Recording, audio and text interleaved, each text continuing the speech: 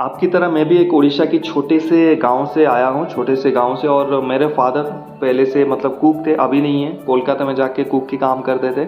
और वहाँ से जो पैसे आते थे वो हम उसमें एडजस्ट करके चलते थे।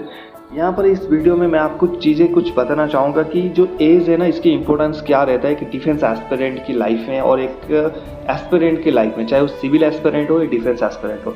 हम ऐसे एज में बहुत सारे मिस्टेक्स करते हैं, बहुत सारे मिथ हमारे माइंड पे होता है जो कि बाद में हमें जाके बहुत वहाँ पर रोल आता है। मैं अपनी खुद की एग्जांपल देना चाहूँगा। यहाँ पर मैं अपनी वाहवाही नहीं करने आया हूँ, आपको एक रियल लाइफ की एग्जांपल देने जा रहा हूँ। मेरे साथ मेरा एक बेस्ट फ्रेंड भी था, ठीक है, जो साथ में हम पढ़े हैं क्लास 4 से। प्राइमरी स्कूल से पढ़े, उड़ीसा के किसी एक स्कूल से पढ़े थे और काफ़ी दूर था, दोनों साथ में जाते थे। फिर वहाँ पर जो हमारा स्कोरिंग, जो मार्क्स स्कोरिंग परसेंटेज था, हम दोनों एवरेज स्टूडेंट थे। हमारे 50 से लेकर 60% मतलब 55 से 60, 50 से लेकर 60 की मार्क की हमारा एवरेज कैपेसिटी था और हम उसी में चलते थे, 55-60 ये चल के दोनों साथ किए। 8th क्लास में हम आए, 8th क्लास में हमारा स्कूल चेंज हो गया। स्कूल चेंज होने के बाद हम किसी और स्कूल में गए, दोनों साथ में गए। जाने के बाद फिर उसने क्या किया, पढ़ाई हमने शुरू किया। 8th क्लास में वो थोड़ा सा डाउन हो गया, मैं भी थोड़ा सा डाउन हो गया। उसकी डाउन होने का कारण था क्रिकेट खेलना, जो कि उसकी एक प्रोफेशनल करियर उसको नहीं बनाना था, बट उसने क्रिकेट खेलना था। मतलब मेरा जो डाउन होने का कारण ये था कि एक लेडी थे जो मुझे बहुत पसंद आ गया था, तो उनके कारण मैंने मतलब उनसे बात करना, पढ़ाई को ध्यान नहीं देना, तो ये दोनों के बीच में हमारा वो चलता रहेगा। धीरे धीरे जब हम 7th क्लास में एक स्कूल छोड़ा था, 8th क्लास में नया स्कूल में आए थे, हमारे परसेंटेज वहाँ पर 65% हमने स्कोर किया था। 65 नहीं, सॉरी 70 के आसपास स्कोर किया था हमने, बहुत मेहनत करके। मतलब हमने 4th से 5th, 5th से 6th, 6th से 7 इम्प्रूव किया है अपने आप को, 55 से लेकर 70 तक पहुँचे थे। और वहाँ से 70 से फिर जब 8th क्लास में आए, उसने क्रिकेट खेलना शुरू कर दिया और मैंने इनको प्यार करना शुरू कर दिया। करने के बाद हमारे स्कोर काफ़ी कम होने लगे, 65% हो गए। फिर जैसे हम 8th क्लास के बाद धीरे धीरे 9th की हाफ ईयरली का एग्ज़ाम हुआ। हमारे उड़ीसा में 2 एग्ज़ाम होता है, एक 6 महीने में, एक 12 महीने में। तो जैसे 9th की हाफ ईयरली मतलब 6 महीने में एग्ज़ाम हुआ, वहाँ पर हमारे स्कोर आ गया था कुछ 50 के आसपास। फिर जैसे पूरा मतलब 9th ख़त्म हो गया तो पर दोनों का स्कोर बिल्कुल एक्यूरेट था, 45% था दोनों का, ठीक है। कहाँ हम 70 पे थे और कहाँ 45 में आ गए। चक्कर क्या था, मेरा प्यार का चक्कर था और उसका जो लड़का था, मेरा दोस्त था, उसकी क्रिकेट खेलने का आदत था। वो हमेशा क्रिकेट खेलता था, पढ़ाई नहीं करता था। मैं हमेशा इनसे बात करना, ये चीज़ें करने में ज़्यादा। जब हम 9th क्लास पास करके 10th में पहुँचे तो एक दिन मुझे बहुत बुरा लगा कि मैं कैसा स्टूडेंट था, एक एवरेज स्टूडेंट था। 55-60% मेरे लिए बहुत अच्छा था। 60% उस टाइम की बात कर रहा हूँ, 10 साल की, 12 साल की पहले की बात कर रहा हूँ आपसे, ठीक है। आज की डेट में पता है आप लोग 90, 95, 99 स्कोर करते हो, हंसते हो, लेकिन उस टाइम के ज़माने की वैल्यू होता था ना 50% का। पूरे गांव में पता चलता है, अगर किसी बंदे का 60% आ जाता है ना, पूरे गांव का पता चल जाता है इसकी बेटे का ना 60% आया है मार्क, फर्स्ट क्लास पास हुआ है। उस टाइम के अलग ही माहौल था, मतलब मिठाई बांटते थे पूरे गाँव में। तो आपको शायद पता नहीं होगा, अगर आप उड़ीसा में हैं तो आपके भाई वगैरह को पूछना, ये चीज़ें बहुत अच्छा फीलिंग्स होता था। 60% मार्क्स आते थे तो पूरे पंचायत जान जाता था कि इसका लड़के का 60% मार्क आए, फर्स्ट क्लास में पास हुआ है, तो उसकी फीलिंग्स अलग था। तो हमारा भी एक ड्रीम था भाई, फर्स्ट क्लास में पास हो गए। घर वाले भी काफ़ी परेशान थे, प्रोग्रेसिव रिपोर्ट हम खुद साइन करके दे देते थे हेडमास्टर को, बहुत उस टाइम करते थे शरारत वगैरह। जब 10th में आए ना तो मुझे सेल्फ रियलाइजेशन थोड़ा सा हुआ ना, मैं मतलब क्या करना चाहता हूँ। हमेशा क्लासेस में जो बोलते हो what is your dream, what is your aim, हमेशा मैं बोलता हूँ मेरा गोल आर्मी है। हमेशा मैं आर्मी में ज्वाइन होना चाहता था, ठीक है। और जो दूसरे का था उसका भी सेम गोल था, वो एयरफोर्स में ज्वाइन करना चाहता था। तो हम दोनों का ये गोल था। तो जब हम 10th में आए, हम दोनों ने आपस में बात किया, दोनों दोस्त ने, कि यार ऐसे तो काम नहीं चलेगा, ऐसे तो फिर आर्मी की एज अभी आ रहा है तो एज तो निकल जाएगा, निकलने के बाद क्या करेंगे, और इसी हिसाब से 45% के हिसाब से जाएंगे तो कैसे क्लियर करेंगे आगे जाके एग्जामिनेशन, ऐसे तो नहीं होगा। तो हम दोनों ने बैठ के रियलाइजेशन किया और रियलाइजेशन करके हमने डिसाइड किया कि वो भी क्रिकेट छोड़ेगा और मैं भी ये प्यार व्यार छोड़ेंगे। उसके बाद ऐसे ही लड़की को साइड करेंगे और अपनी पढ़ाई पे फोकस करेंगे। यहाँ पर 2 चीज़ें हमारे साथ हुआ। मेरे से तो वो लड़की छूट गई, ठीक है, और लड़की भी इतनी अच्छी नहीं थी, छूट गई, चलो ठीक है कोई बात नहीं। वो बोलते हैं ना ज़माने में कि वो जो आपका है, चाहे उसको कितने भी लात मार दो कभी नहीं जाता, आपके पास ही रहेगा। और जो आपका नहीं है उसको डांट मार दो तो चला जाएगा, वापस नहीं आएगा। चला गया तो अच्छी बात है। इससे क्रिकेट नहीं छूटा, और मेरे से लेकिन वो लड़की प्यार वगैरह छूट गया है। हम दोनों ने पढ़ाई में कंसंट्रेट किया, लेकिन उसने नहीं किया, मैंने किया वहाँ से, क्योंकि मुझे अपनी फैमिली को एक बेटर लाइफ देना होता है। यहाँ पर ध्यान से समझना, आपकी सेल्फ रिलेशन, सिर्फ स्टोरी नहीं सुना रहा हूँ आपको, रियल कहानी बता रहा हूँ आपकी, ठीक है। तो अगर ये वीडियो देखने के बाद अगर आपको दुख नहीं हुआ, आपकी आंख में आंसू नहीं आया ना, फिर आपके अंदर सेल्फ रिलेशन कम ही हो गया भाई। आपकी लाइफ अंधेरे में जा रहा है, उसको लाइट डाल लो, अभी भी टाइम है। तो वहाँ पर पढ़ाई शुरू किया, और जैसे तैसे मेरा फादर का एक सपना था कि मेरा बेटा 60% लेके पास होगा और फर्स्ट क्लास होगा तो मैं मिठाई बांटूंगा। एक रोसैया को जो कुक होते हैं, उसकी बेटा अगर फर्स्ट क्लास में पास होता है, पूरे गांव जानता है, तो कितनी बड़ी बात है। और उस टाइम ऐसा नहीं था 60% वाले 10-12 निकलते थे, पूरे पंचायत में 4 ही, 3 ही, 2 ही ऐसे निकलते थे भाई, ठीक है। वहाँ क्रेज था।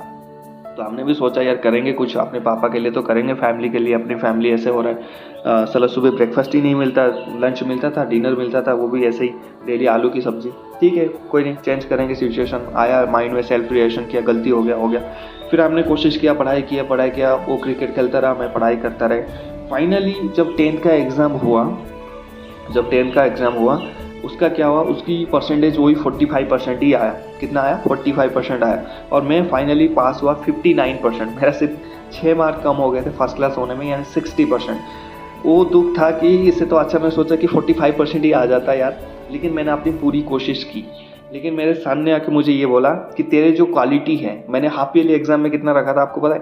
70 के ऊपर मार्क रखा था, 70%, 420 के ऊपर स्कोर किया था। और जो हाफ ईयरली एग्जाम में 6 महीने के टाइम फ्रेम में 1 साल की कोर्स पढ़ के 70% रख सकता है, वो यहाँ पर 59 कैसे रखेगा? तो उसकी रीज़न एक ही था जिसके ऊपर मैंने काम नहीं किया, hand writing. That is, hand writing मेरा बहुत बेकार था।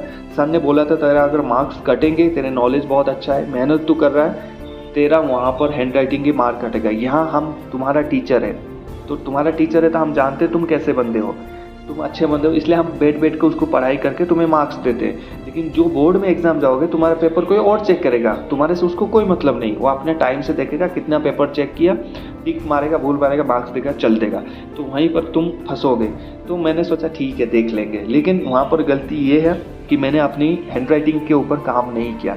यहाँ पर मैं आपको एक चीज़ें बताना चाहूँगा, जब आपको फॉल्ट मिलता है ना लाइफ में, ये गलतियाँ है आपकी लाइफ में, तुरंत उसको सुधारने के लिए क्या क्या चीज़ें आप कर सकते हो, दैट इज़ बेटर, वो चीज़ें करिए। मैंने नहीं किया तो मुझे देखिए 70% से सिर्फ 59% ही आया।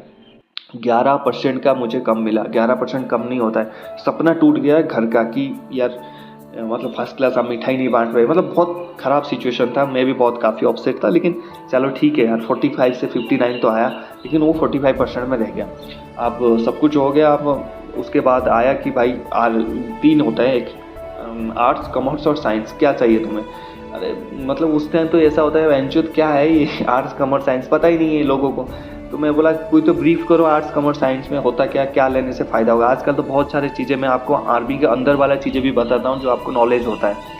और यहाँ पर पता नहीं चला, किसी ने कुछ ब्रीफ ही नहीं किया। तो हमने सोचा कोई तो ब्रीफ करे। एक बंदा आया, बोला जो सबसे गधा है वो आर्ट्स पढ़ता है, जो उससे अच्छा बंदा है वो कॉमर्स पढ़ता है, जो सबसे अच्छा बंदा है वो साइंस पढ़ते हैं। मैंने बोला मैं तो सबसे अच्छा हूँ, साइंस पढ़ूंगा। मैंने साइंस स्ट्रीम चूज कर लिया।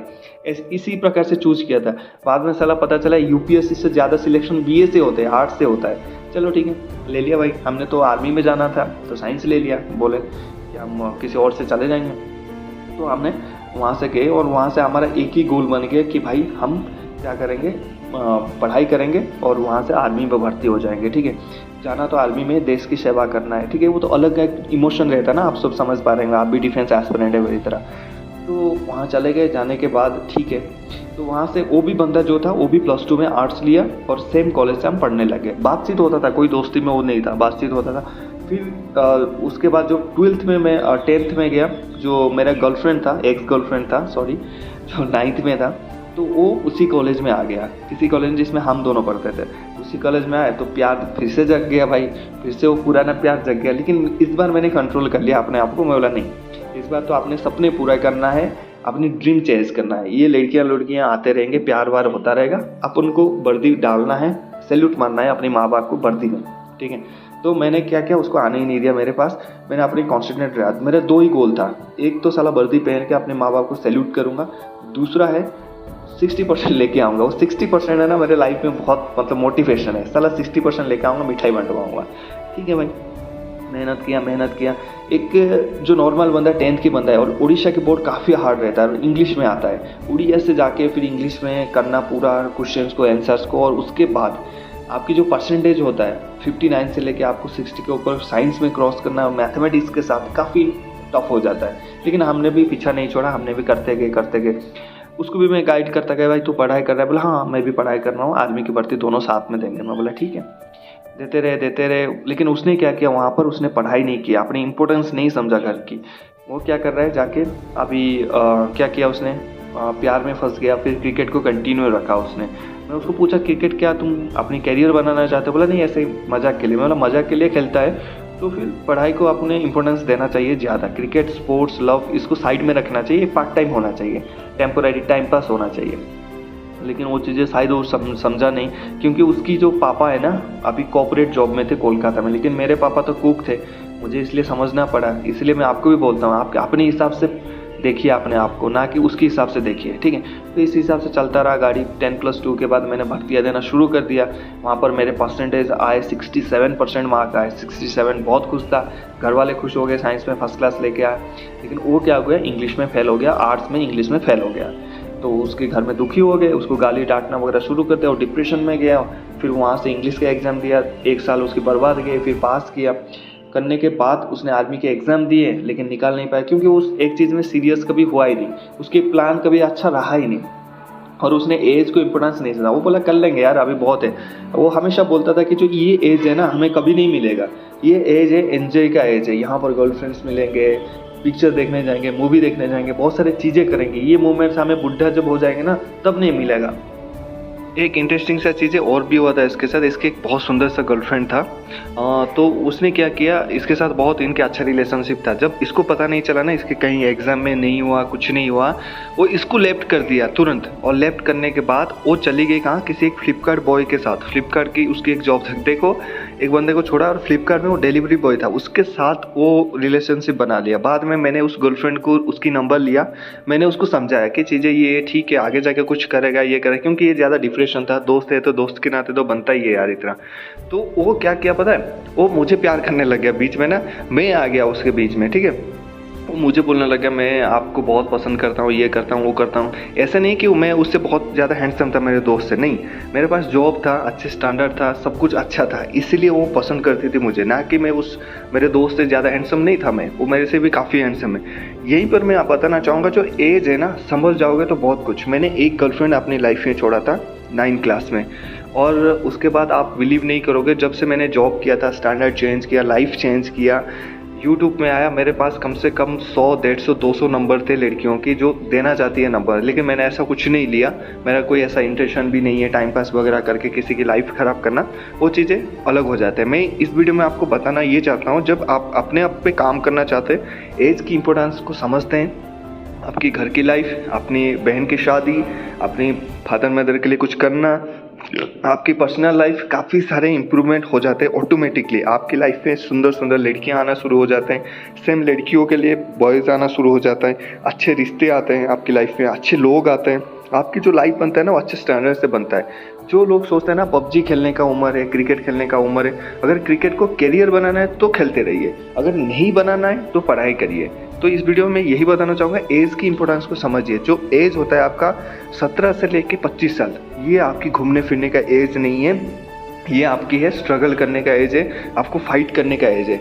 एक बार फाइट कर लोगे, अभी क्या है, पूरी लाइफ आपका बिंदास में कट जाएगा, कोई दिक्कत नहीं है। इसलिए क्या करना, फाइट करते रहिए, और 19 से जो 25 वाला एज है ना, इसको इंपॉर्टेंस को समझिए, और फालतू काम में मत, आपकी दिल को और के मन को मत लगाए, सिर्फ पढ़ाई पे फोकस करिए, ठीक है। एक बार आपकी एज में जो 25 साल में कुछ अच्छा स्टेबिलिटी मिल गया, उसके बाद देखना आपका लाइफ बेटर से बेटर होता जाएगा। ये क्या 1-2 प्यार में क्या बहुत आएंगे आपकी लाइफ में, ठीक है। जय हिंद, हैप्पी यूनिफॉर्म।